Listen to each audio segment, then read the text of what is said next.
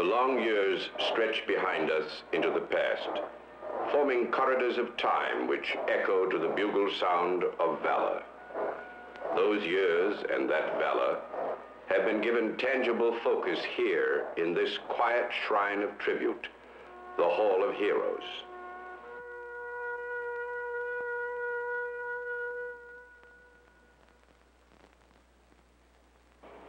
Here on the inner ring of the Pentagon, this space is dedicated to a nation's remembrance, not of events, but of deeds. Deeds of Americans in uniform who gave more than was asked, more than could be asked of them. Not always their lives, but always themselves, without pause and without reservation. Each man whose name appears on these walls, and those whose names will appear here, are members of a unique fraternity of courage. They are all recipients of our nation's highest award, the Medal of Honor. It is given to those whose actions meet the standards spelled out in these few words: gallantry and intrepidity at the risk of life, above and beyond the call of duty. To such men, the Hall of Heroes was dedicated on a sunny spring day, May 1968. Today, we confer the Medal of Honor on 4 more gallant Americans. This is the first time that 4 men from each of the military services have been so honored together. Charles E. Hagemaster, James E. Williams, Gerald O. Young, Richard A. Pittman.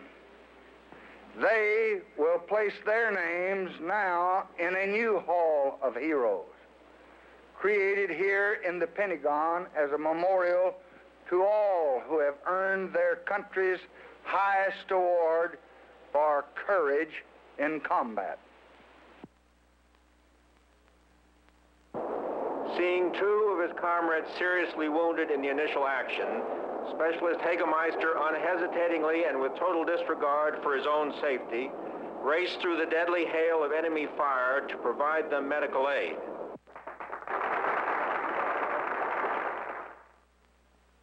Sergeant Pittman quickly exchanged his rifle for a machine gun and several belts of ammunition, left the relative safety of his position, and unhesitatingly rushed forward to aid his comrades.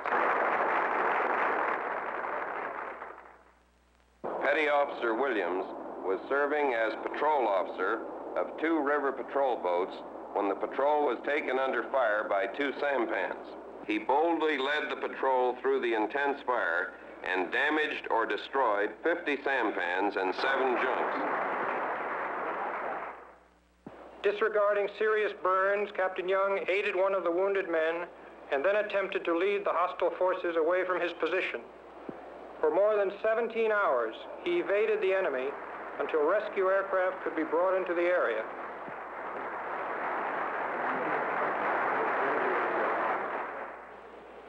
With the addition of those 4 names, the roll call of valor totaled 3,210. Each name a reminder which illuminates for every man who reads it a higher vision of his kind.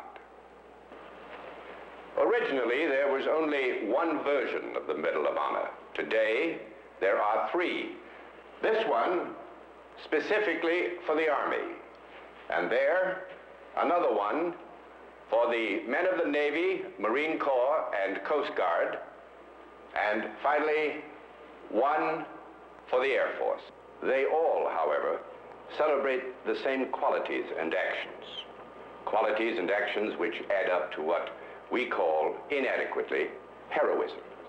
It's a quality whose high connotation is safe now, as always, because those who would pull it down somehow never stand quite tall enough to reach it. It is a quality for all times and all people. And for us as Americans, its roots reach back to our first beginnings. It was there to put steel into the determination of the ragged ranks which moved to defy the British at Concord Bridge.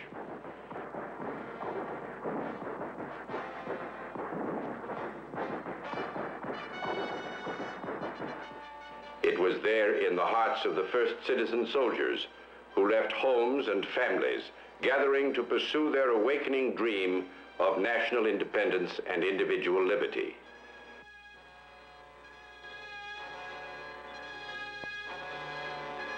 It upheld them through the incredible hardships of years of struggle.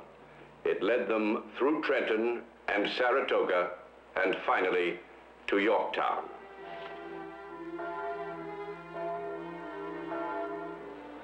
The flame which lit from within those first men to call themselves Americans and to place their lives and all else that they had or might hope for in the balance of freedom was kindled there, never to go out.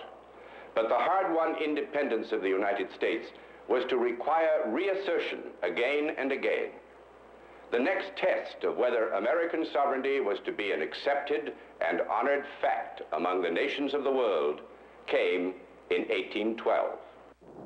The British practice of stopping American ships on the high seas and impressing American seamen into the British Navy was at issue here, and the war was primarily a naval one.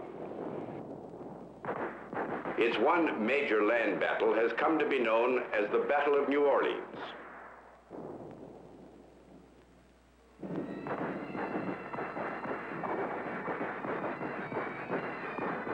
Stubborn, resourceful American woodsmen faced advancing ranks of disciplined British forces who fell bravely, but in numbers too great to be borne.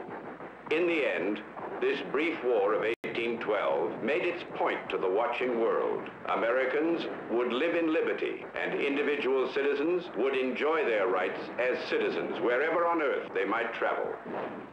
No names appear here from among the ranks of those who fought in 1812.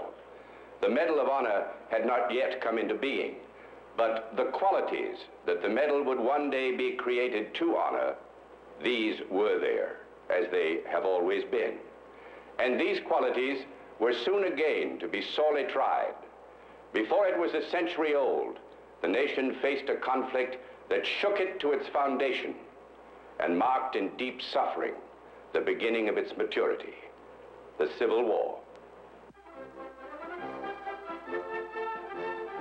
It has been called the War of Brother Against Brother, and so it was.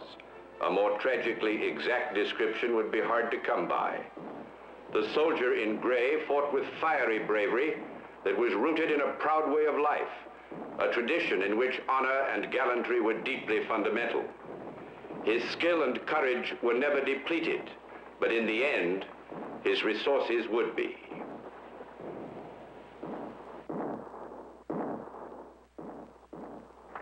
The men of the Union forces at first suffered from the effects of overconfidence and disunity in their high commanders. But their ultimate mission, the preservation of the Union, was too desperately important to allow prolonged discouragement. On each man in blue, a profound responsibility rested. Whether the nation endured would depend heavily on his faith in the Union's cause and his ability to prove that faith in the most demanding of all testing grounds. So it was that the nation, searching in its agony for the promise of its future, found itself looking into the faces of its sons. The longings, fears, and loneliness of a boy coming suddenly to manhood. This was so like the developing state of the nation itself.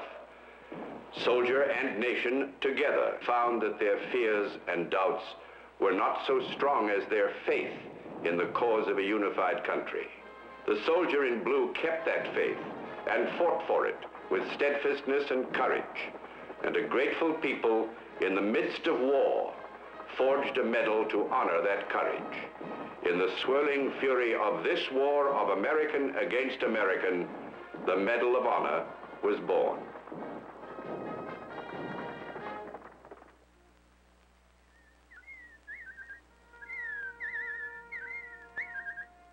The end we know, because we live in the unity that this tragic war preserved. And in national shrines like Gettysburg, we memorialize the men of both sides who gave of themselves unreservedly for what they believed to be right.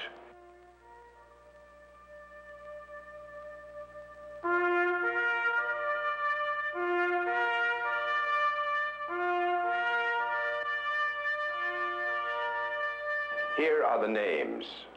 The last of the men in blue are gone, but the Union they preserved remains and honors for all time the men who made it possible. And right over here is a roll call of names from the years which followed the Civil War, the time when the nation grew, expanding westward, the West.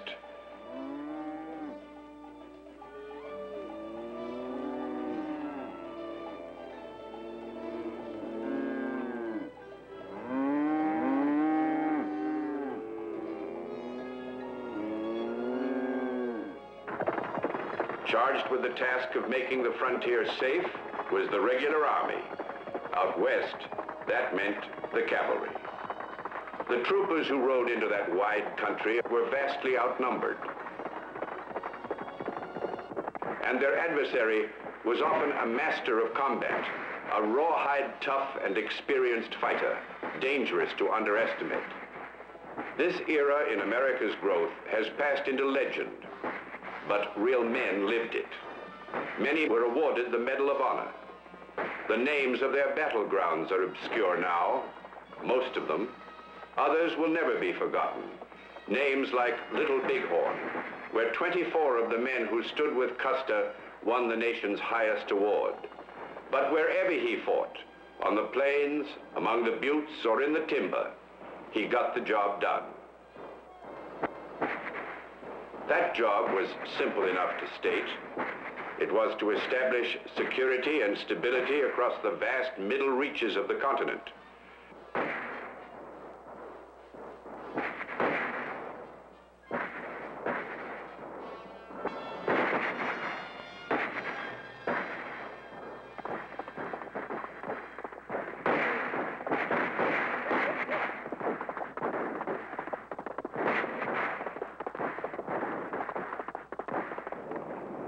From ocean to ocean, the Union stretched, and the continental United States was changed from a goal to a fact. But full security had only just been established in the great Western country within our borders when Americans were called on to do battle outside our shores. In the Spanish-American War, America's desire to help the Cubans to their independence from Spain flamed into action when the battleship Maine was blown up in Havana Harbor. Teddy Roosevelt's Rough Riders made their famous charge through a storm of whistling lead up the slopes of San Juan Hill. 30 soldiers of this war won the nation's highest tribute, the first to win Army Medals of Honor on foreign soil. 81 Navy and Marine Corps fighting men were also awarded the medal. This first conflict by American ground forces outside our nation's borders was brief, but it was a hint of things to come. America's growth, the prospering of the adventurous idealism on which it was founded, these were making the United States a world power. A position of world leadership, unsought but unavoidable, was even then being thrust upon the nation. This time, it was no isolated conflict. This time, the challenge to freedom and the involvement of free men in it were of such a scale that a name never used before in man's history was created to describe it: the World War. From our perspective in history, the First World War.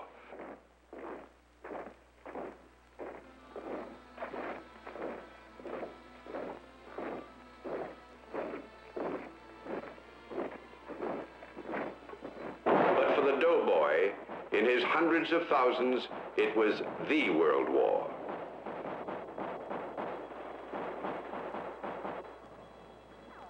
On the personal level, it was perhaps very little different from any war, any time.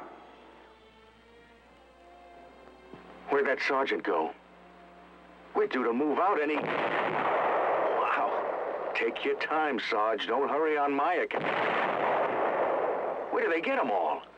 There's not that many shells in the... Oh, you lousies. How can we go out there? How? We can't move till... I wish I was home. I wonder what they're doing at... home. on, let's do something.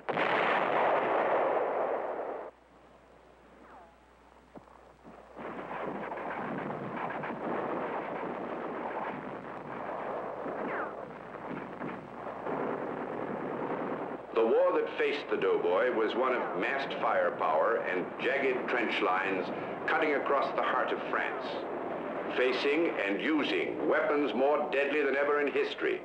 The men in olive drab pressed the attack, each enemy position a step forward. Bravery is not fearlessness. It is going on in spite of fear. 1 million men met this definition across the scarred and flaming fields of France, and the bravest of the brave, 95 of them, joined the roll call of those who wear the Medal of Honor. 95 names. A private who silenced 4 machine gun positions and was killed while charging into the 5th. The captain, cut down by machine gun fire, who led his company to its objective from a stretcher. And the legendary sergeant from Tennessee, whose one-man assault on an enemy position brought in 132 prisoners.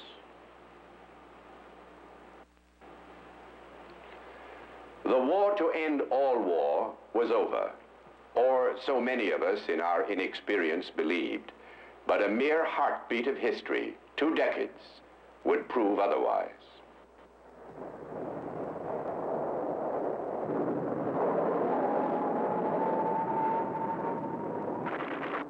A lot of our firepower was at the bottom of Pearl Harbor. With what remained, we paid a little something on account. And while we bought time, 14 million Americans responded by training for the greatest and most destructive war in history.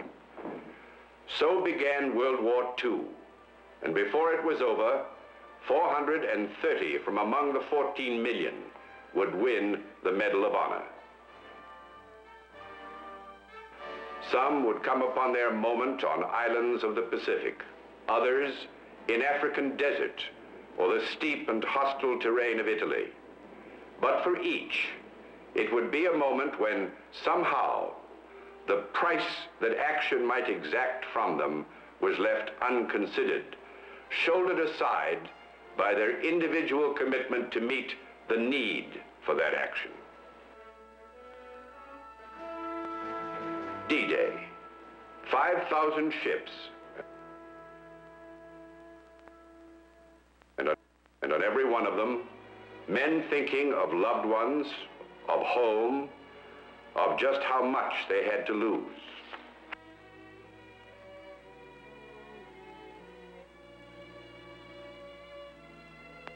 My darling, we got your letter dated May 25th, and as always, I've read it 12 times.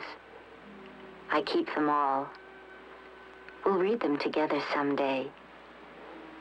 Johnny is as tall as my shoulder, fine and straight, and there's more of you in his eyes every day. Mom and Dad are well, and they send their love. I have your letter here, and we'll read it again before sleep. Meantime, try to know how much I love you. Come back safe to us. Come back safe.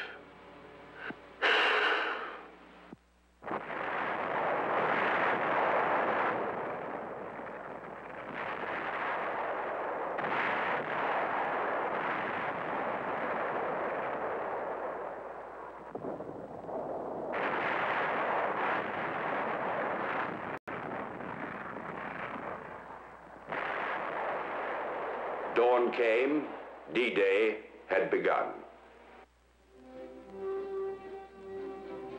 For each man who made it, this landing held a moment beyond which everything would be remembered in a kaleidoscope of bits and pieces. This was the moment when the ramp dropped down, and there was the beach. They knew what they were to do. They knew where and in what sequence they had to do it. The thing they didn't know was, could it be done? It could be, and somehow it was. But only the men who were there would ever really know what it took. from each of them. We know only that what it took, they gave.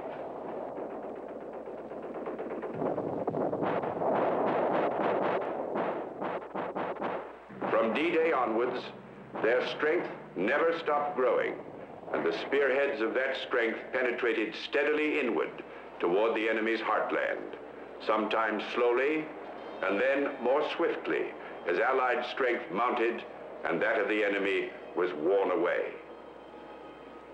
The end was inevitable, and finally it came, first in Europe,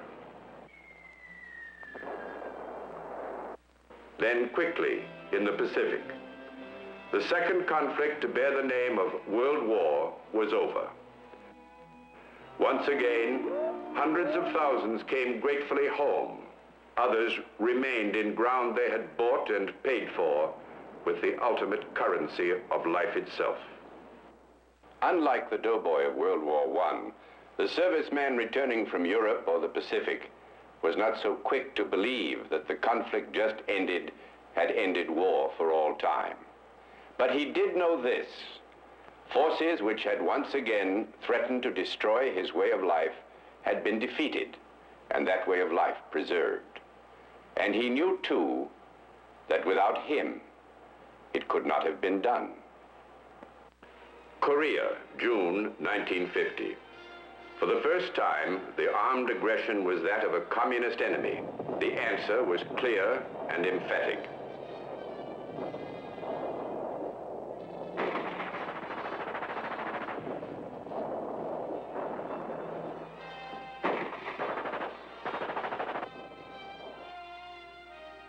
Through years of what became stalemate combat, while truce talks wore on, men did what had to be done. Constant patrolling, fighting again and again over the same bits of splintered ground, day and night.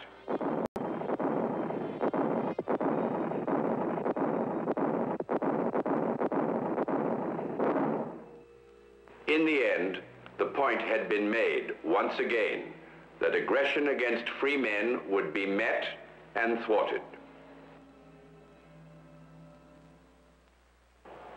These names, 131 of them, were added to the roll call of valor during the Korean conflict. And here in the Hall of Heroes, this is the last honor roll but one. This latest section has not yet been completed. Earlier you saw 4 of the men whose names appear here. Like all the rest, they are in illustrious company, and once again, the challenge they face is far from our shores. Here, as in every conflict the American fighting man has faced, the effectiveness of all else depends upon him, the man himself. True, the means of his combat, the swiftness of his mobility, and the staggering volume of his firepower are such as the battlefield has never known before.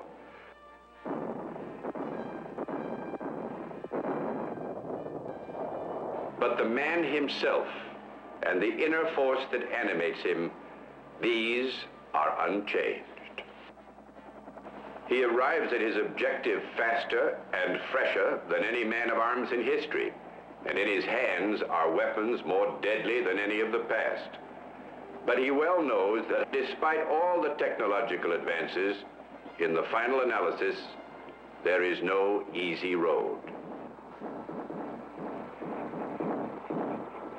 He knows, too, that however hard the road, others have traveled it before him, and what men have done, men can do.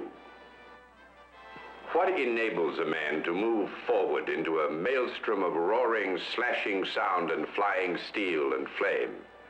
The mere words in which a commander shapes the orders to do so? The knowledge that the others who move forward count on him to be in his place? A sense of pride that will not let him do less than his friends, or leave them with more to do because of him?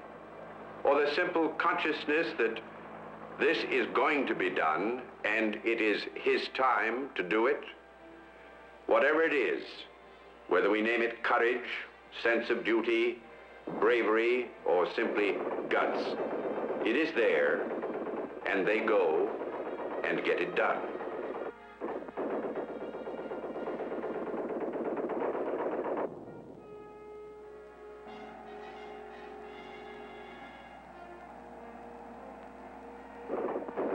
In the Vietnam fighting, many Americans have been awarded the Medal of Honor. In the combat zone, you will find the face of courage casually worn anywhere you care to look. And so the honor is doubly great for those who, from among the brave, are singled out.